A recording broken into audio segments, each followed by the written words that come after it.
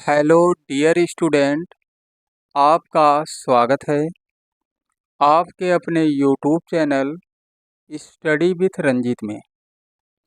जैसा कि पिछली क्लास में हम लोग क्लास 12th के फिजिक्स चैप्टर नंबर 5 वैद्युत चालन के न्यूमेरिकल को सॉल्व कर रहे थे और जिस बुक से सॉल्व कर रहे थे वह बुक कुमार मित्तल की है, जिसमें क्वेश्चन नंबर 20 तक सॉल्व किया गया था। तो आज की इस क्लास में हम लोग क्वेश्चन नंबर 21 से लेकर और क्वेश्चन नंबर 25 तक सॉल्व करेंगे। तो चलिए शुरू करते हैं और क्वेश्चन नंबर 21 को सॉल्व करते हैं। क्वेश्चन नंबर 21 है, एक तार की लंबाई 100 मीटर, व्यास 2 मिलीमीटर है।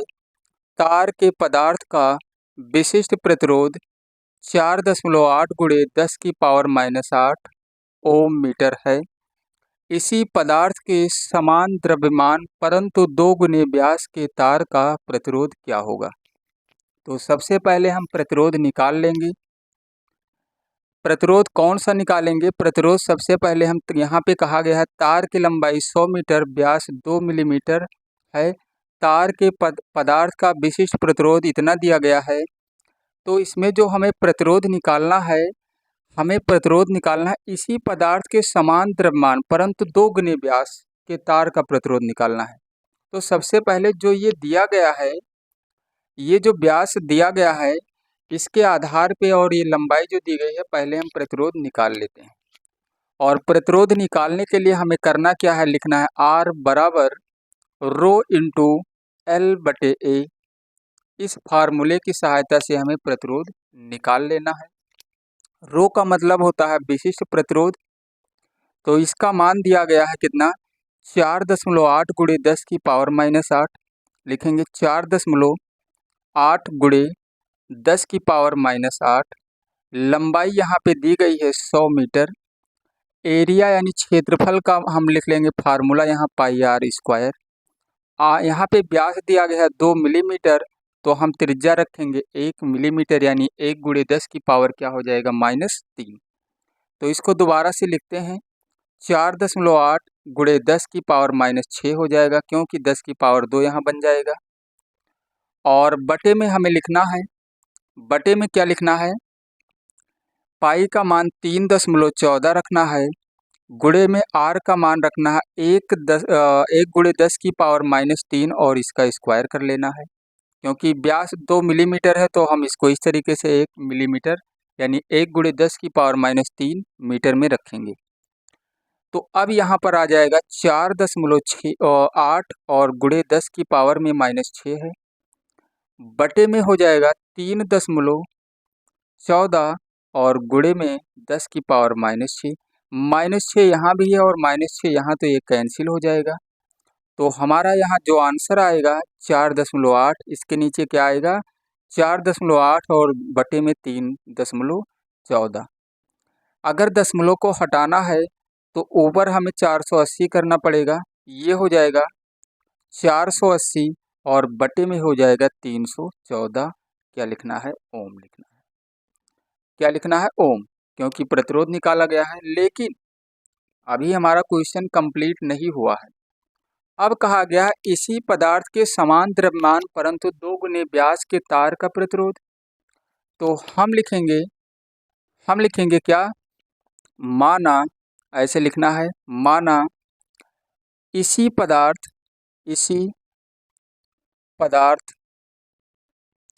के समान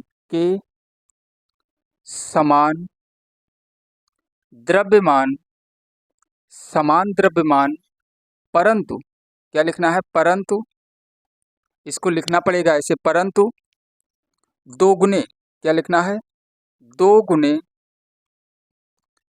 व्यास के तार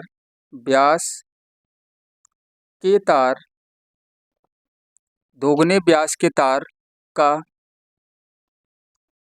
प्रतिरोध ज्ञात करने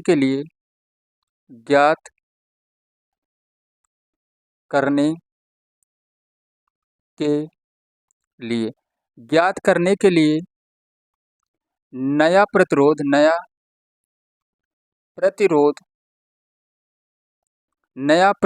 R डैश है। तो यहाँ पे अब हम लिख सकते हैं क्या लिख सकते हैं, दोगुने व्यास की बात हुई है तो हम लिख सकते हैं अब यहाँ पर अब हम लिखेंगे R जो है ये R व्युत्क्रमानुपाती त्रिज्या का पावर 4 हो जाएगा, या हम लिख सकते हैं R और बटे में R डैश कर सकते हैं, और बराबर में लिख सकते हैं R2 और बटे में R1 की पावर 4, या इस तरीके से हम लिख सकते हैं इसको। तो R का मान आ ही गया था यहाँ पे 480 बटे में लिखना है 314, और इनटू हमें क्या लिखना है, R1 नहीं लिखना है, R डैश लिखना है। सही कीजिए इसको, R डैश यहाँ करना है क्योंकि R डैश ही माना गया है, तो यहाँ लिखना है R डैश। R2 का मान हमें क्या रखना है, देखो R2 का मान, R1 का मान अगर हम R मान लेते हैं, इसको देखिए, अगर R1 का मान R है तो R2 का मान 2R होगा, क्योंकि दोगुनी की बात हुई थी यहाँ। तो यहाँ पे हम लिखेंगे 2R और यहाँ पे लिखेंगे R, और इसका पावर लगा लेंगे 4। R से R कैंसिल हो जाएगा, तो यहाँ पर आ जाएगा 480 बटे में 314 और R डैश। यहाँ इसका 4 बार गुणा करा लेंगे तो 16 बटे क्या आ जाएगा 1। क्रॉस मल्टीप्लाई हम कराएंगे, और जब क्रॉस मल्टीप्लाई करा लेंगे तो हमारा जो आंसर आएगा R डैश बराबर 480 और बटे में होगा, बटे में क्या हो जाएगा 314 गुणे में 16 से ये 30 बार में कैंसिल हो जाएगा, और 30 को हम 314 से कैंसिल करेंगे तो R डैश का मान आ जाएगा 0.0955 ओम। क्या लिखना है, ओम। तो यही होगा हमारा फाइनल आंसर। R डैश का मान कितना आ गया, 0.0955 ओम, और R डैश यही माना गया था कि नया प्रतिरोध जो होगा हमारा R डैश होगा, तो उसका मान 0.0955 ओम आ गया है। चलिए क्वेश्चन नंबर 22 को भी सॉल्व करते हैं। क्वेश्चन नंबर 22 में दिया गया है 5 ओम के एक मोटे तार को एक पतले तार से खींचा जाता है, जिससे कि इसकी लंबाई 3 गुनी हो जाती है, इसका नया प्रतिरोध क्या होगा। तो यहाँ पर अगर हम मान लेते हैं, यहाँ पर मानेंगे, लिख लेंगे एक लाइन, माना तार की प्रारंभिक, ऐसे लिखेंगे, तार की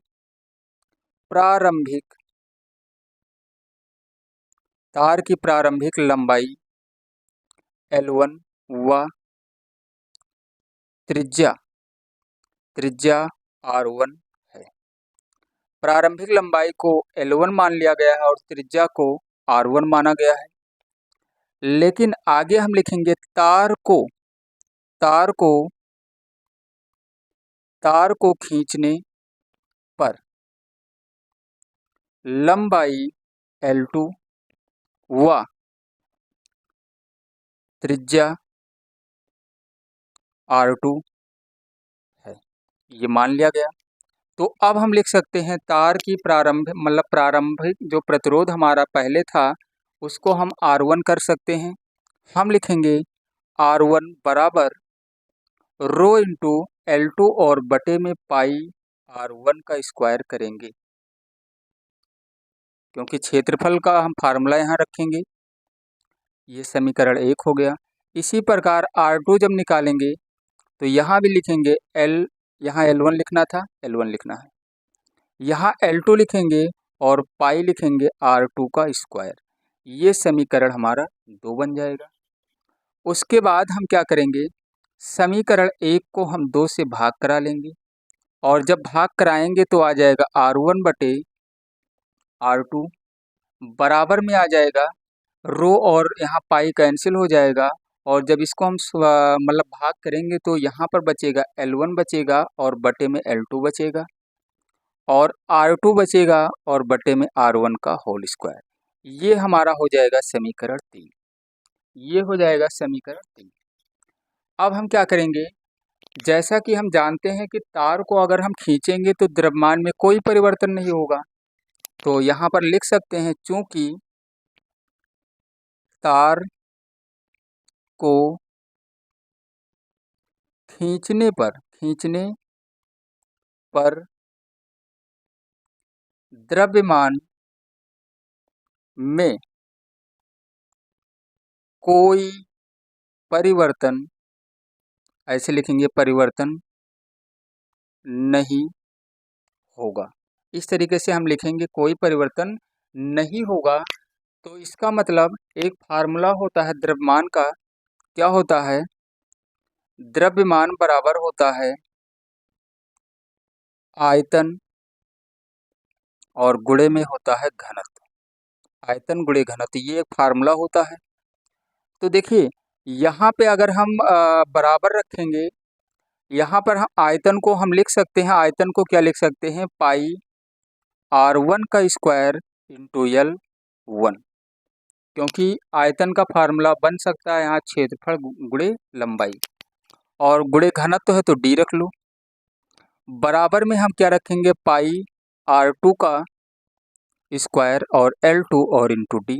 D और पाई यहाँ पे कैंसिल हो जाएगा, तो हमारा जो आंसर आएगा L1, इसको दोबारा से देखिए, इसको यहाँ क्या लिखेंगे, L1 और बटे में L2 हो जाएगा, बराबर में यहाँ हो जाएगा R2 और बटे R1 का होल स्क्वायर हो जाएगा। समीकरण ये बन गया 4।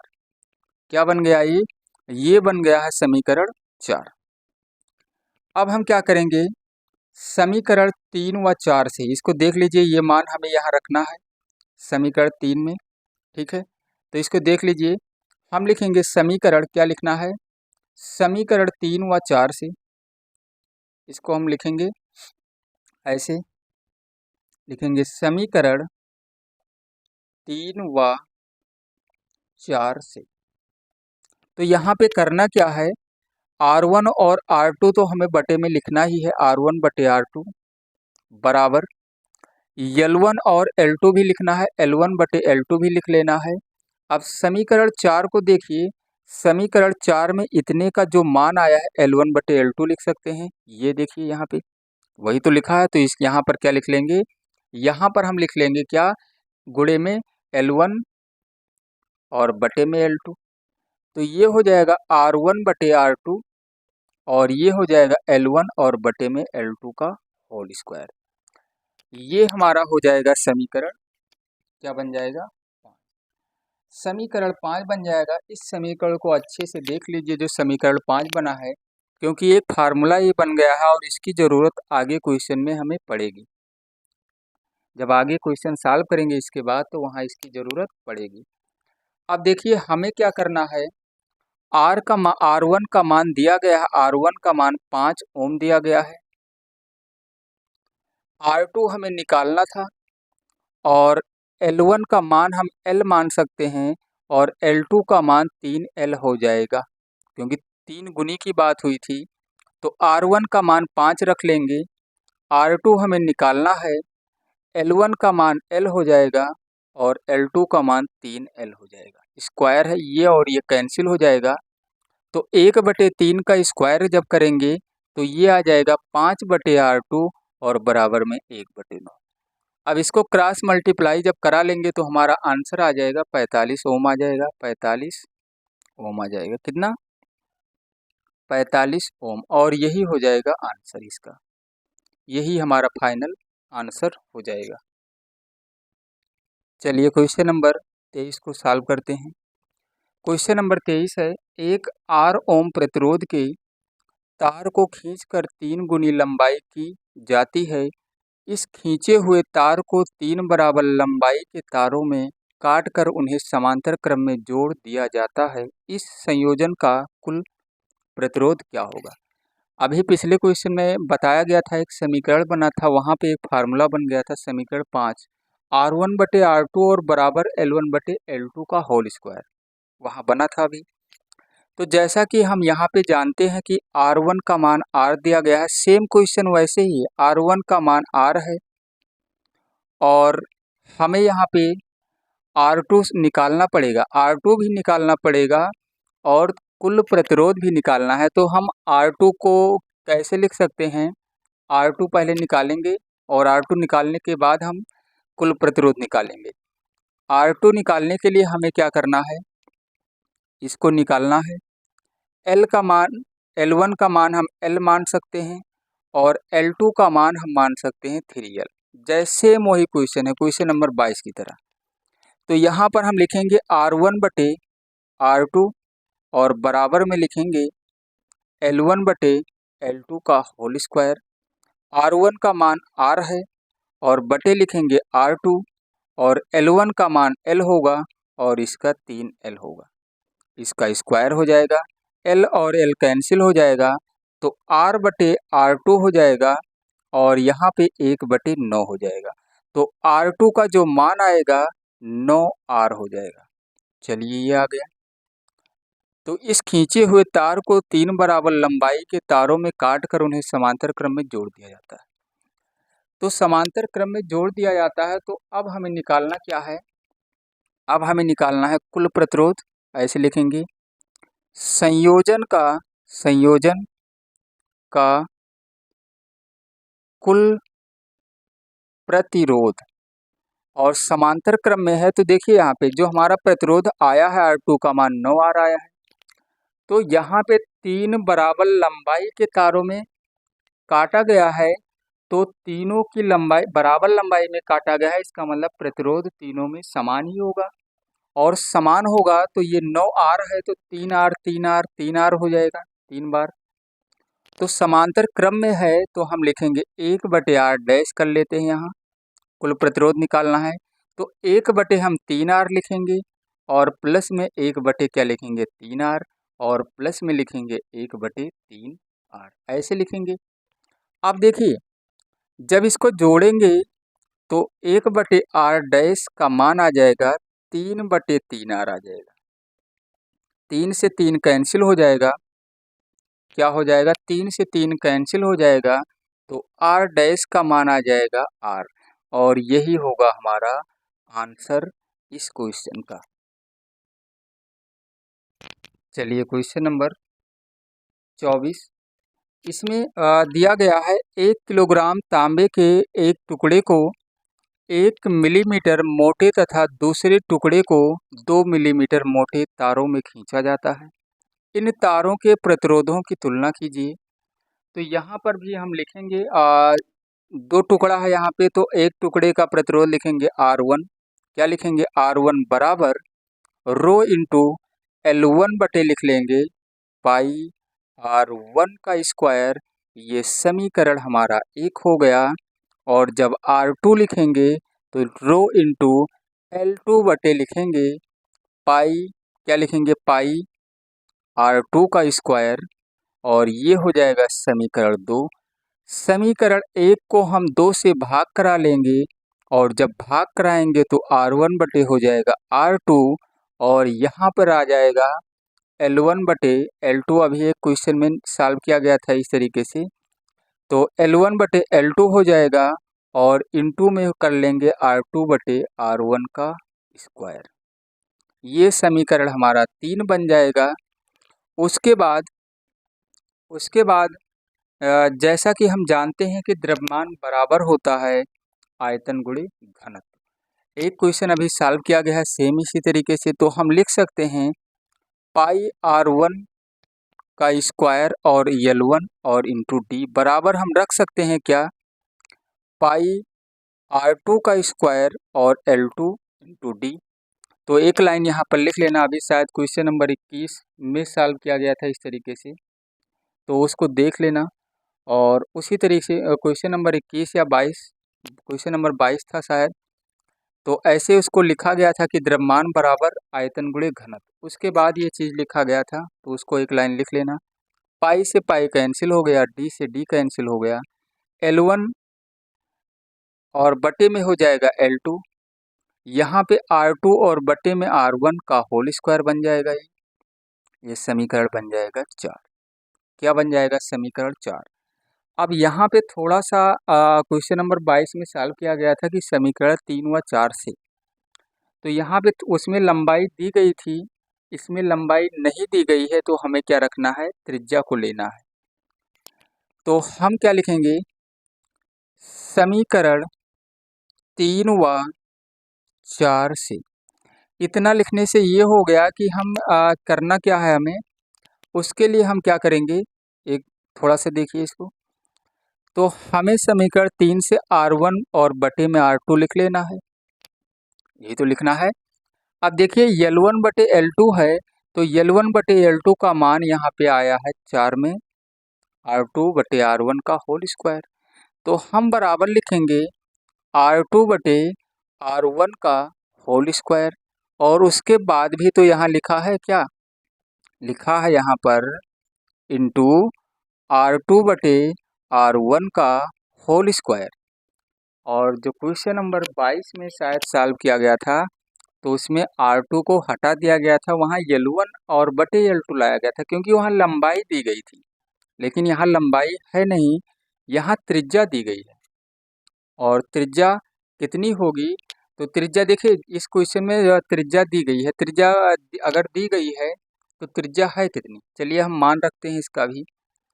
तो इसका मान रखने के लिए देखिए क्या आया है। हाँ, तो इसको हम लिख सकते हैं, क्या इसको हम लिख सकते हैं? इसको हम लिख सकते हैं R1, क्या लिख सकते हैं? R1, और R1 बटे R2 लिखेंगे यहाँ पर। R1 बटे R2 जब यहाँ लिखेंगे तो ये हो जाएगा R2 और बटे R1 का पावर 4 बन जाएगा। देख लीजिए इसको, पावर 4 बन जाएगा। और पावर जब 4 बन जाएगा तो R1 का जो मान होगा यहाँ पे, R1 का मान यहाँ लिख देते हैं, R1 का मान 0.5 mm यानी मिलीमीटर होगा, क्योंकि ये मोटाई अगर जो है 1 मिलीमीटर है तो त्रिज्या उसकी आधी हो जाएगी, वो त्रिज्या ही व्यास दिया गया है एक हिसाब से वहाँ।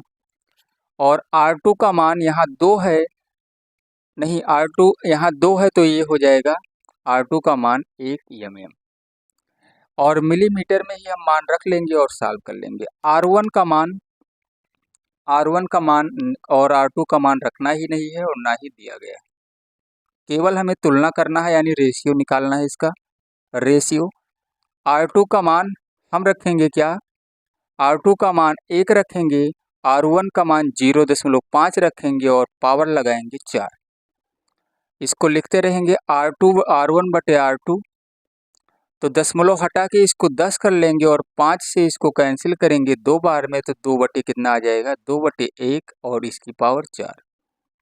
एक बार और लिख लो, R1 बटे R2 लिख लो।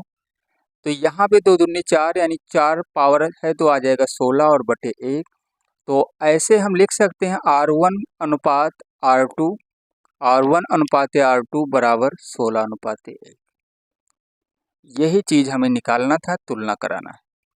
तो हमारा फाइनल आंसर आ गया है इस क्वेश्चन का। और चलिए क्वेश्चन नंबर अब 25 को सॉल्व करते हैं।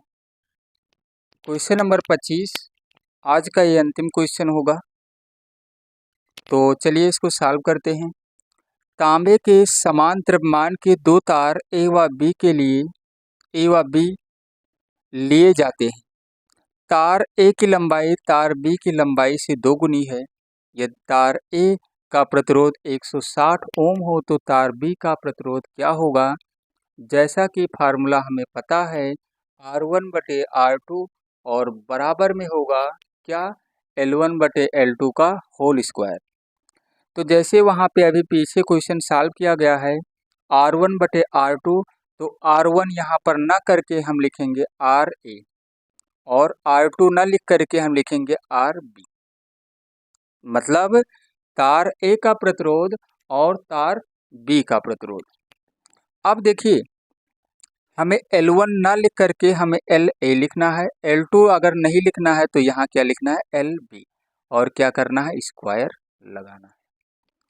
तो हमें तार B का प्रतिरोध निकालना है, और तार B का प्रतिरोध, तो अभी यहाँ कुछ और भी कहा गया है कि तार A की जो लंबाई है, यानी तार A की जो लंबाई है ये तार बी की लंबाई की दोगुनी है, ये देखिए यहाँ पे।